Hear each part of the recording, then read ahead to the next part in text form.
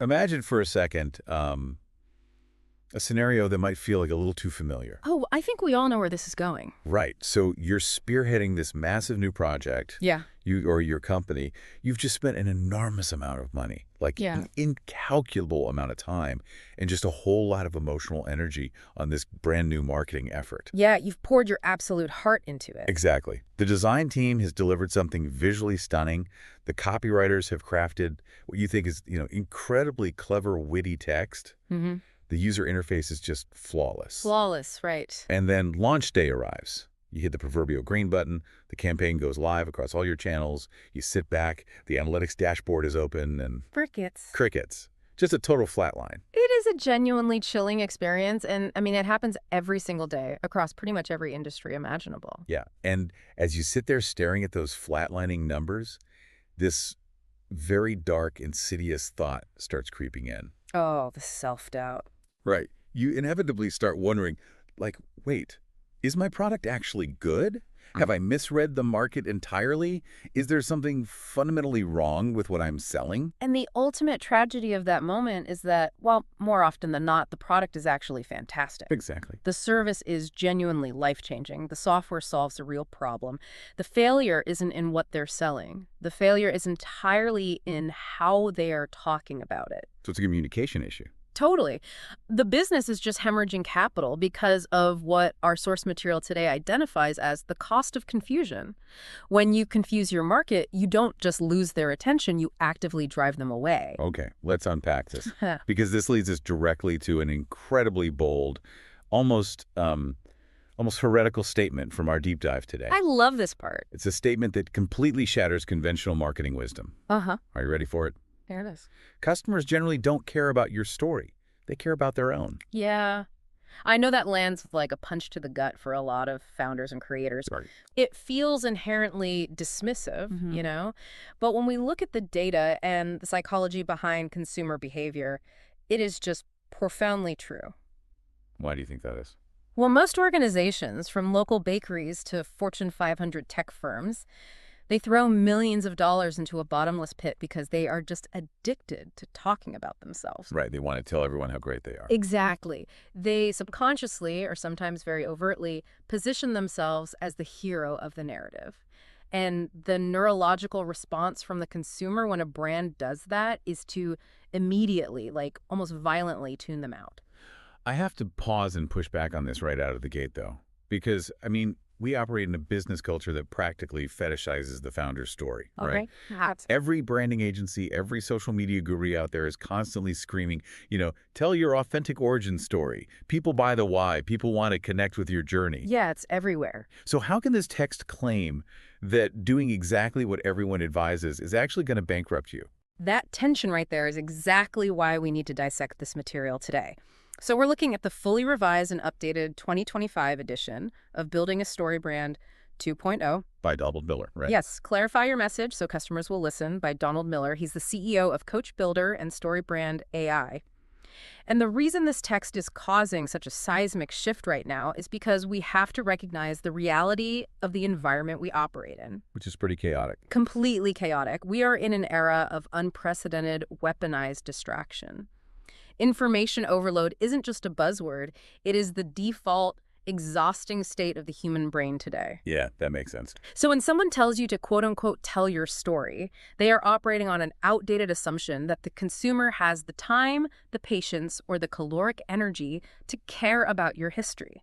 And they just don't. Wait, the caloric energy, what do you mean by that? Are we talking about literal brain metabolism here? Absolutely literal. The human brain is an incredibly energy-hungry organ. It consumes about 20% of our daily caloric intake, despite being a tiny fraction of our body weight. Wow, 20%? That's wild. Right. Because of that, the brain operates as this aggressive filtering machine. Its primary evolutionary directive is survival and thriving. So it's constantly scanning. Exactly. It constantly scans the environment, whether that environment is a physical jungle or, an Instagram feed, and it ruthlessly discards any information that doesn't immediately help it survive, conserve resources, gain status, or find a mate. So if a company is just talking about itself. Yep. If your marketing message is about when your grandfather founded the company or like how many square feet your warehouse is, The consumer's brain categorizes that as non-essential noise and literally stops processing it to save calories. That is fascinating. So the white noise of modern marketing isn't just annoying, it's biologically incompatible with how our audience processes reality. That is exactly it. And the results people are getting by abandoning the traditional about us approach and Yep. adopting this framework, they're just staggering. Oh, completely. I mean, we're talking about massive endorsements from industry heavyweights. Seth Godin, Dave Ramsey, Amy Porterfield. Porterfield actually noted in the material that she rewrote just one single registration page using this specific framework, and it converted at 60% to a completely cold ads audience. A 60% conversion rate on cold traffic is mathematically absurd. I know, it's crazy. Most marketers would throw a parade for a 3 or 4% conversion. Right.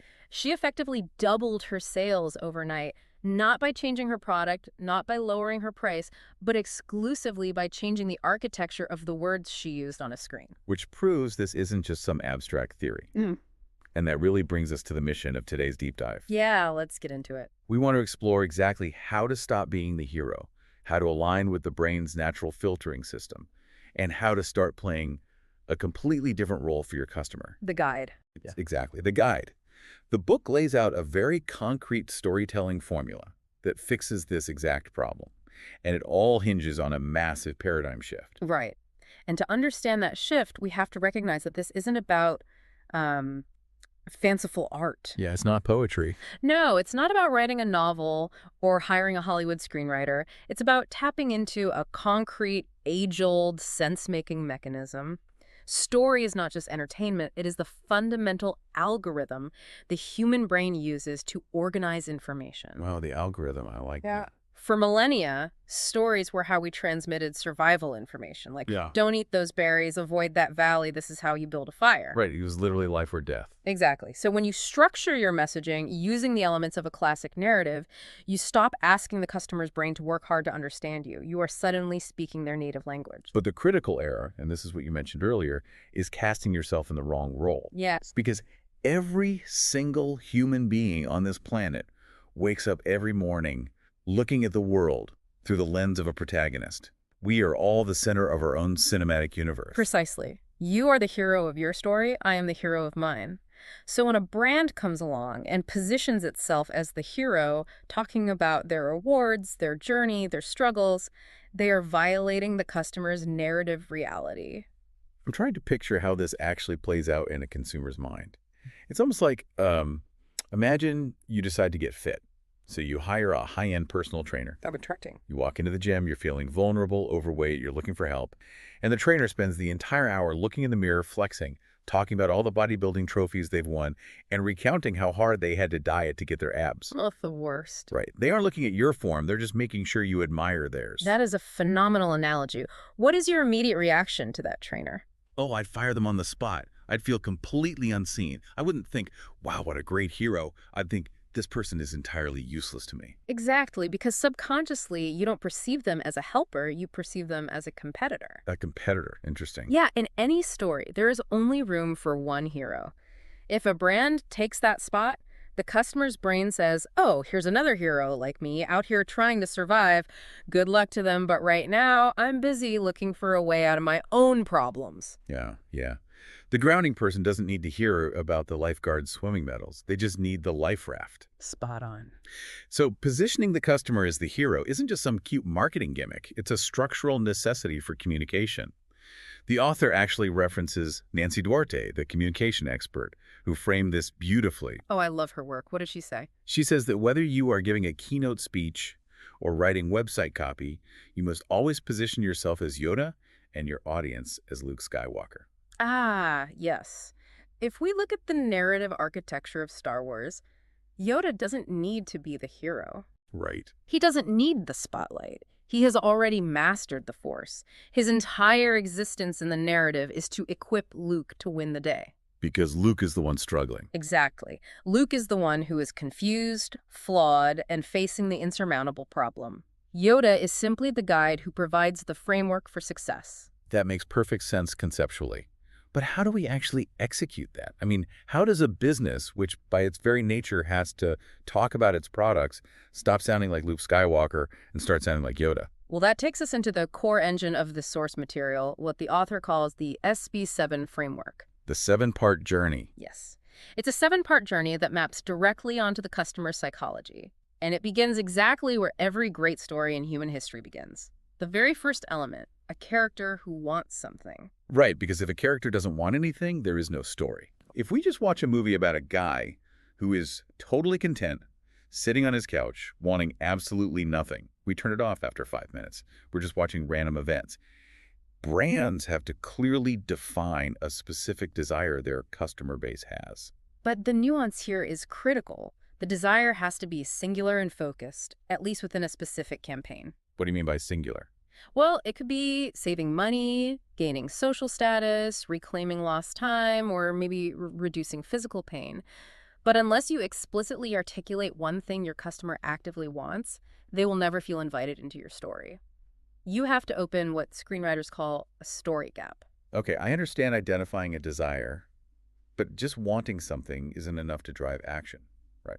Like, I want to learn to speak Italian, but I'm not currently buying any Italian courses. Right, you haven't been pushed to do it. Yeah, there has to be a reason I'm forced to act. Exactly, which introduces the second element of the framework, the problem. The hero's journey requires friction. It requires a villain causing a specific set of problems that stand between the hero and what they want. And this is where the text gets really layered. It does. This is perhaps its most profound psychological insight. It breaks problems down into 3 distinct, layered levels: external, internal, and philosophical. Let's really dig into this because this feels like the moment most marketing completely misses the mark. It absolutely is. So let's define them. The external problem is the physical, tangible barrier in the hero's way. Like a broken pipe or something. Yeah, it's the ticking time bomb, the broken pipe, the lack of software integration. Then the internal problem is how that external problem makes the hero feel. The emotional weight of it. Right. It's the frustration, the imposter syndrome, the exhaustion. Finally, the philosophical problem is the larger why. The sense of injustice. Why is it fundamentally wrong that this person has to suffer this way? The book uses a brilliant real-world scenario to illustrate this layering. The Nespresso home coffee machines. Oh, that's a perfect example. Yeah, so if we run Nespresso through this filter, the overarching villain of the story is basically machines that make bad coffee. Correct. The villain is the root cause of the conflict. So the external problem is pretty straightforward. I want better tasting coffee at home without having to drive to a coffee shop. And if Nespresso stopped there, they would sound like every other appliance company in the world. Just listing features. Exactly. We make coffee machines that make good coffee. It's entirely forgettable. But they don't stop there. They target the internal problem. And this is where the magic happens. Tell me about it. The internal problem they're solving is, I want my home coffee machine to make me feel sophisticated. I want to feel like George Clooney. Yes. I want to feel like I have a high-end European cafe right in my kitchen. And then they address the philosophical problem, which is, I shouldn't have to be a highly trained barista just to make a gourmet cup of coffee in my own house. Coffee should be elegant, but it shouldn't be complicated. Notice the psychological depth there. Most brands are obsessed with their external solutions. They list the features, the specs, the battery life. But human beings rarely make purchasing decisions based purely on external factors. We buy things to resolve internal frustrations. Exactly. We buy the Tesla not just for the electric mileage, which is the external problem of gas prices, but because we want to feel like early adopters. We want to signal status. We want to feel like we are saving the planet. Right. Those are internal and philosophical drivers. That distinction is huge. If you only talk about the external problem, you are leaving the deepest, most primal motivators completely untouched. You're effectively trying to logic someone into buying when buying is an inherently emotional act. It really is. The behavioral economics underlying this are fascinating. When a brand accurately identifies and names the customer's internal pain when they say, we know how exhausting it is to waste hours on spreadsheets, or we know the panic of a home security system you don't trust, the customer experiences a dopamine hit of recognition. They feel seen. Exactly, they feel seen. The brand has just transitioned from a faceless corporation to a trusted entity that understands their inner world. So the takeaway for you listening right now is this.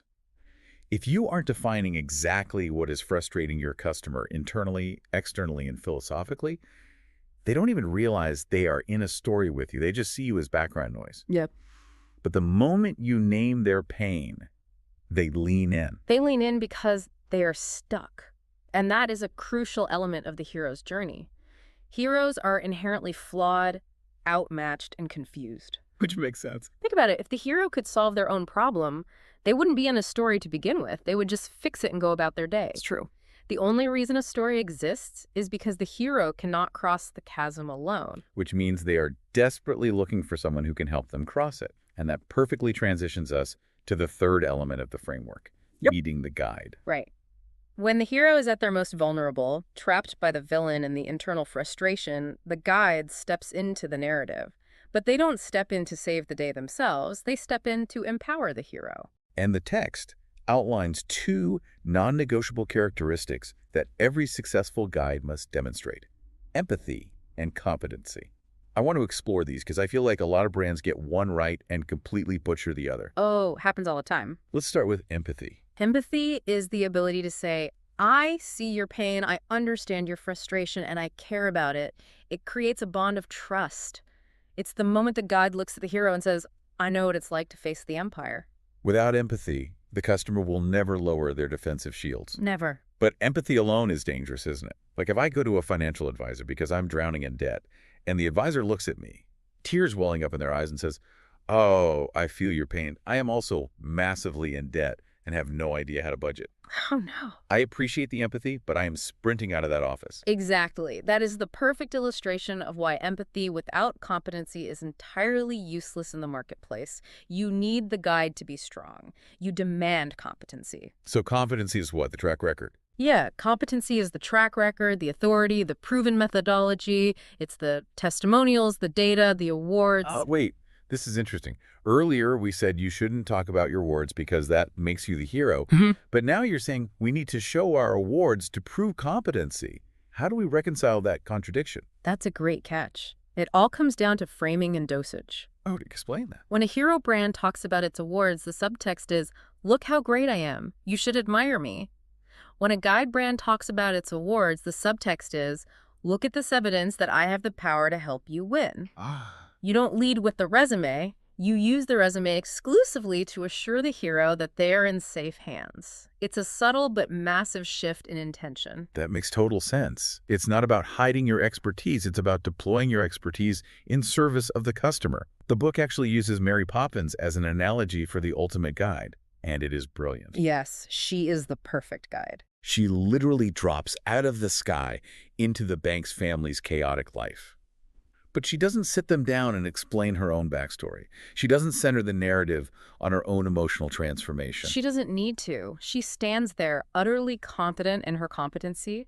She has the magic bag, she has the flying umbrella, and she applies all of that power purely to serve the family. To fix their problem. Right.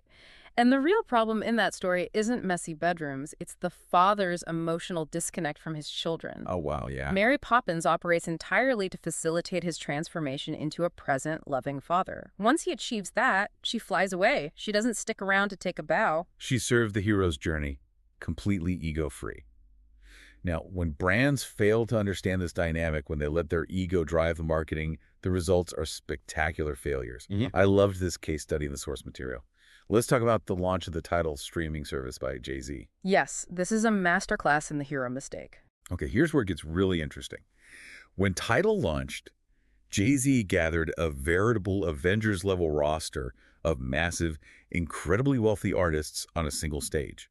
Beyoncé, Madonna, Daft Punk, Alicia Keys. Just massive stars. And the entire PR narrative they spun positioned the artists as the heroes. They framed themselves as these valiant creators fighting for a fair paycheck against the evil big tech streaming companies like Spotify and Apple. They genuinely thought they were launching a populist power to the people movement. Right. But they fundamentally misread the room and the psychology of their audience. They entirely ignored the customer. The people who were actually expected to pull out their credit cards and pay a monthly subscription were given no role in the story other than to fund the billionaires on stage. Yeah, that's not a great pitch. The customers looked at these artists complaining about getting fractions of a penny per stream and instinctively recoiled. They perceived it as a power to the powerful money grab. Because the artists made themselves the heroes and cast the consumer in the role of the rescuer. But the consumer doesn't want to rescue a billionaire. Definitely not. The consumer wants to be rescued from their own problems. The author points out the tragic irony here. If Jay-Z had simply flipped the narrative and positioned Tidal as the guide, the outcome would have been totally different. Oh, completely. Imagine if they had said, you, the listener, love music, but big tech has compressed your favorite songs into lifeless digital files, robbing you of the experience. We are the artists, and we have built a platform to give you music the way it was meant to be heard. Studio quality, flawless sound. You deserve the best. If they had done that, making the listener the hero who finally gets access to the pristine audio they deserve, it would have resonated instantly. They would have loved it. The listener would have won the day. Instead, Tidal struggled immensely out of the gate because they alienated the very people they needed to court. It proves that positioning yourself as the hero actively devalues your offering, regardless of how famous you are. Okay, so let's say a business avoids the title trap. They've identified what the hero wants, they've articulated the 3 levels of problems, and they have successfully positioned themselves as an empathetic, highly competent guide. The customer trusts them. Does the customer buy now? Usually no. Not yet. Why not? If I trust you and you have the solution to my pain, shouldn't that be enough? I have to admit, I struggle with this step. If I have a beautifully designed website with a giant glowing Buy Now button, why isn't that sufficient? Why do I need to do what the 4th element of the framework suggests, which is give them a plan? Because you are underestimating the neurological friction of decision-making. Okay, lay that out for me. We have to talk about cognitive dissonance and the perception of risk. When you ask a customer to make a purchase, especially if it involves significant money, a long-term commitment, or a change in their daily habits, you are asking their brain to take a massive risk. Risk of what? Like buyer's remorse? Yes, financial risk, but more importantly, social and psychological risk. What if this doesn't work? What if I look stupid for buying this? What if the onboarding process is a nightmare? Oh yeah, the fear of the unknown. Exactly. The customer is standing on one side of a deep chasm. Their problem is right behind them, pushing them to the edge. Your product is on the other side of the chasm, representing safety. Asking them to just click buy now without a plan is asking them to jump blindly across the abyss. The human amygdala, the fear center of the brain, will almost always veto that jump. So the brain defaults to inaction when faced with ambiguity. Precisely. The guide's job is to place stepping stones across that chasm. You have to provide a clear, simple plan that proves the journey is safe and easy. Because if you don't, Without a defined path, the customer's brain assumes the process will be difficult and they will abandon the purchase just to avoid the anticipated stress. that makes a lot of sense. The book outlines 2 specific types of plans to build this bridge. The first is a process plan. This seems incredibly simple, almost too simple. It's just 3 or 4 step-by-step instructions on how to do business with you. It is simple by design because complexity is the enemy of execution. Right. So if you're selling a high-end e-bike, the plan isn't a 20-page manual. The plan on the website is, Step 1, get fitted online. Step 2, choose your custom bike. Step 3, lead the pack on your next trail ride. Perfect. It takes this potentially intimidating purchase and simplifies the entire engagement into 3 digestible steps. It literally tells the brain, hey, don't panic, this isn't complicated. Exactly. A process plan alleviates confusion. But the second type of plan, an agreement plan, alleviates fear. How does that work? An agreement plan is essentially a list of promises, guarantees, or core values that you share with the customer. Like a no hidden fees guarantee or a cancel anytime policy? Yes. Or a commitment to sourcing sustainable materials. If the customer's unspoken fear is, I'm going to get hit with terrible customer service once they have my money, an agreement plan that explicitly promises a dedicated 24/7 support rep mitigates that fear. So it's building a safety net. Exactly. It's a way of the guide saying, we share your values, we anticipate your anxieties, and we have built a safety net to protect you. Okay, so the guide has built the bridge, the stepping stones are there, the customer's fear is reduced, now they are ready to cross. But knowing human nature, they probably still just stand there looking at the bridge, right? Absolutely. They will stand there indefinitely. Which brings us to the 5th element of the framework, calling them to action. The call to action, the CTA. This is where the rubber meets the road. The book makes a fascinating point about narrative structure here. Characters in a story do not take action unless they are forced to by an external pressure. This is essentially Newton's first law of motion applied to human psychology. Object at rest stays at rest. Yes, an object at rest stays at rest unless acted upon by an unbalanced force. Human beings tend toward complacency. We will tolerate an immense amount of internal and external pain simply because it is familiar. Wow. Yeah. The pain of changing feels greater than the pain of staying the same. The cinematic examples in the text illustrate this perfectly. Mm. Take Elle Woods in Legally Blonde. She is perfectly content being a sorority president. Yeah. She doesn't just, like, wake up one Tuesday and decide, I think I'll endure the rigorous, grueling process of going to Harvard Law School for fun. No, of course not. She is violently forced into action because she gets dumped by Warner and wants to win him back. Right. Or look at Rain Man. Tom Cruise's character is a selfish hustler. He doesn't voluntarily decide to go on a transformative cross-country road trip with an autistic brother he never knew existed. He's forced to. Yeah, he only goes because his father dies, the multi-million-dollar inheritance is withheld, and he is forced to act to get the money. In a story, the inciting incident or a secondary character usually provides that forceful push. In marketing, the brand must provide that push through the call to action. If you don't ask. If you do not explicitly ask the customer to place the order, to schedule the call, to register for the event, they will simply consume your content and wander away. And the text is ruthless about what constitutes a valid call to action. It specifies two types. The first is the direct call to action. These are clear, undeniable, authoritative commands. Buy now. Schedule an appointment. Register today. Yes, very clear. The author points out that a lot of brands are terrified of sounding pushy, so they use passive-aggressive, weak suggestions like learn more or get started. And he argues those are absolute conversion killers. Because they lack authority. When a guide says learn more, they aren't asking for a commitment. They are asking the customer to do homework. Oh, that's so true. They are pushing the cognitive load back onto the hero. Get started is vague. Started doing what? A direct CTA asks for the sale with confidence. If you don't believe in your product enough to directly ask someone to buy it, why should they believe in it enough to hand over their money? That is a stark way to look at it, but it's undeniable. However, I can hear the objection now. Like, if I just scream buy now at everyone who visits my website, I'm going to alienate the people who are just browsing and aren't ready to pull the trigger. That's a valid concern. And the framework anticipates this, Yeah. which is why it introduces the second type, the transitional call to action. Right, because marketing is ultimately relationship building. You wouldn't walk up to a stranger in a coffee shop and immediately ask them to marry you. Hopefully not. A direct CTA to a cold prospect can feel like that. The transitional CTA is the equivalent of asking for a phone number or a coffee date. It's offering a lead generator, right? Yeah. A free PDF guide, an educational webinar, a useful template, a discount code, Right. something of high perceived value that you give away for free in exchange for their email address. Exactly. The psychology here is reciprocity. You are proving your competency and your empathy up front at zero financial risk to the customer. So they feel comfortable. Yes. If someone gives you their email address for a free guide on, say, how to optimize your tax returns, they're essentially raising their hand and saying, I have this problem, I view you as a potential guide, and I like you enough to let you contact me again. It earns you the right to further the relationship. You nurture that lead, building more and more trust until they are ready to say yes to the direct CTA. Precisely. Okay, so we've guided them, we've given them a plan, we've called them to action, and they finally take the leap. What happens on the other side? Where are we leading them? This brings us to the final elements of the framework, elements 6 and 7, which deal with failure and success. These elements are about establishing the stakes of the story. If there's nothing to lose and nothing to gain, nobody cares what happens. Let's talk about the gain first, the vision of success.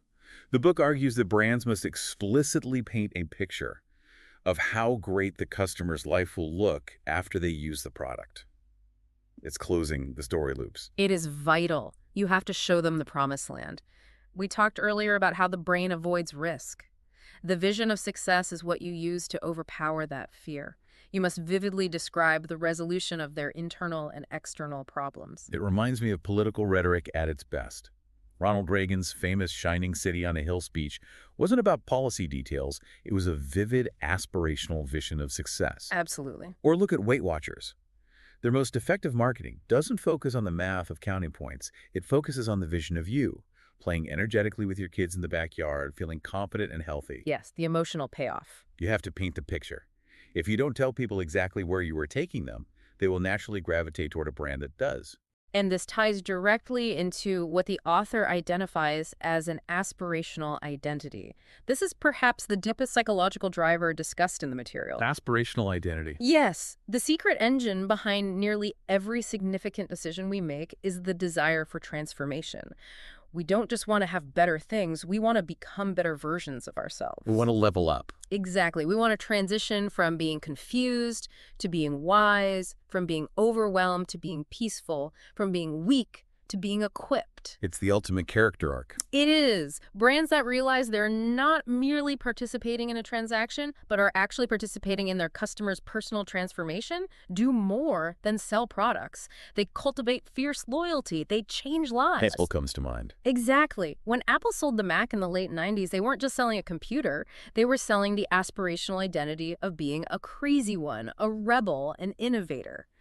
And on the flip side, there's element 6, avoiding failure.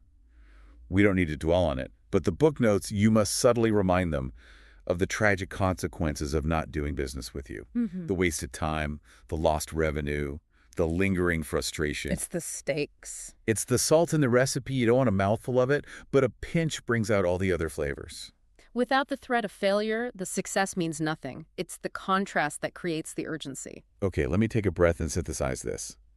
We have these 7 interconnected elements forming the SB7 framework. We have a character, the customer, who has a specific problem, external, internal, philosophical. Right. They meet a guide, the brand with empathy and competency, who gives them a plan to remove risk and calls them to action, direct and transitional, that ends in success, transformation, and helps them avoid failure. That's the whole journey. So how do all these disparate ideas fit together in a practical day-to-day business application?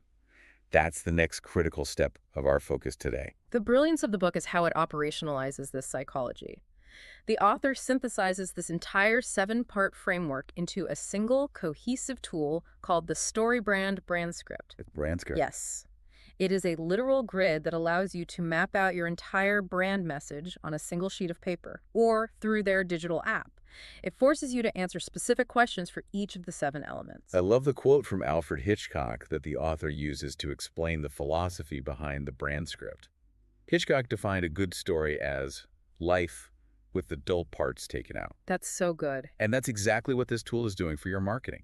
The author calls it a weight loss plan for messaging. It's an aggressive pruning process. Exactly. It forces you to cut out the boring, self-serving corporate narrative, the jargon, the meandering histories, and highlight only what helps your customers survive and thrive.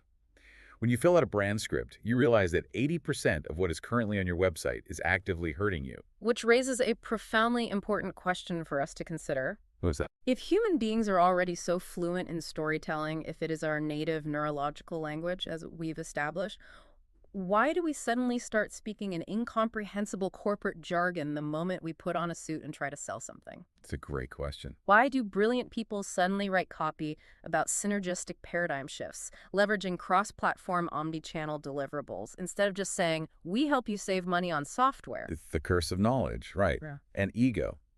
We want to sound smart. We want to justify our salaries or our pricing, so we use complex language. But complexity is the enemy of clarity. Completely. The brand script forces us to speak human again. It functions as a guardrail against our own ego. It mandates clarity, and in a noisy world, clarity always wins. The brand that communicates the most clearly will defeat the brand with the superior product that communicates confusingly almost every single time. So who is this book actually for? We've talked extensively about business, and obviously the primary audience for this deep dive is anyone starting a brand, a founder growing an existing startup, or marketing directors at major corporations. Right, the usual suspect. But as I read through the source material, I realized the application is incredibly broad. Oh, it scales across almost any human interaction that requires persuasion. Right. It's for B2B sales reps trying to improve their pitch decks. Instead of walking into a client meeting and spending the first 20 minutes talking about the history of their firm, a sales rep using this framework will spend the first 20 minutes asking questions to identify the client's internal problem. And then what do? And then position their service as the specific plan to solve it. It is also absolutely vital for the nonprofit sector. Oh, how so? Nonprofits often struggle immensely because they position their organization as the hero, and they ask donors to merely be the supporting cast who write checks to fund the hero's journey. Which we know doesn't work. Exactly. The most successful nonprofits flip that. They make the donor the hero who wants to save the world, the issue like clean water or animal rescue is the villain, and the nonprofit is simply the competent guide providing the logistical plan for the donor to achieve their heroic vision. That is a staggering shift in perspective for fundraising. And there is one more unexpected demographic the book highlights: politicians. Yes, this is a fascinating, highly relevant detail in the text. We see this play out in real time every election cycle. It's true. Without endorsing any political ideology, the mechanics of this are undeniable. The book points out that politicians often lose elections precisely because they position themselves as the hero of the campaign. They make it all about them. They make the narrative about their own legacy, their own historical moment, their own ego. And the voter's subconscious rejects that. The voter is the hero of their own life.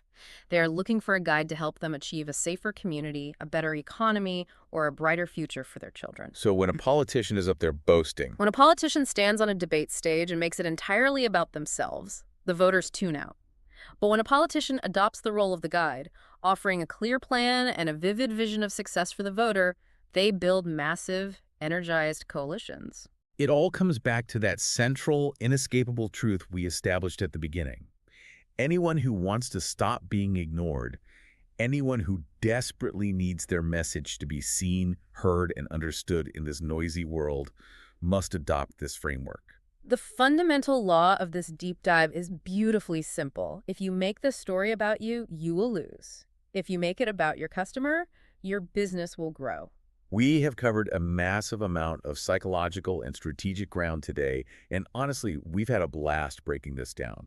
But we have to acknowledge that this overview only scratches the surface of what Donald Miller's framework has to offer. Oh, definitely. The layers of application are vast. We've laid out the architecture, but the true value comes in the granular execution of these elements within your own specific context. Yeah, putting pen to paper. Exactly. Which is why, if you are listening to this and you feel like this approach could genuinely help you clarify your message, remove the friction in your sales process, and grow your business, there's a complete audio available. Oh, that's great. Yeah, it is several hours long, covering every single chapter in exhaustive detail. It walks through tons of specific industry examples, case studies, and actionable, step-by-step instructions for creating your own brand script. So they can really build it out. If you want to go deeper and actually build this out, just check out the link in the description. We aren't pitching it. It is simply the natural next step if you are genuinely interested in truly mastering this communication framework. And as a final provocative thought to leave you with, let's extrapolate this entirely outside the realm of business and marketing. Okay, where are we going with this? The book briefly touches on a profound philosophical point. It mentions that leaders who think the epic story of life is all about them might achieve temporary, fleeting success, but they are almost always remembered in history and by their peers as villains. Oh, wow. So I challenge you to think about your personal life tonight. What would happen to your friendships, your marriage, or your dynamic with your team at work if you stopped trying to be the hero of every interaction? That's deep. What if you woke up tomorrow and consciously decided to play the guide instead? Wow. That changes everything. It changes how you listen, how you advise, and how you love. It's a powerful place to end. Thank you all for joining us on this journey. We will see you next time. What you just listened was the beginning of a full audio, way longer, explaining every single chapter of the book. If you would like to keep listening to the end and access to the full audio, you can access it with the link down below in the description and in the pinned comment.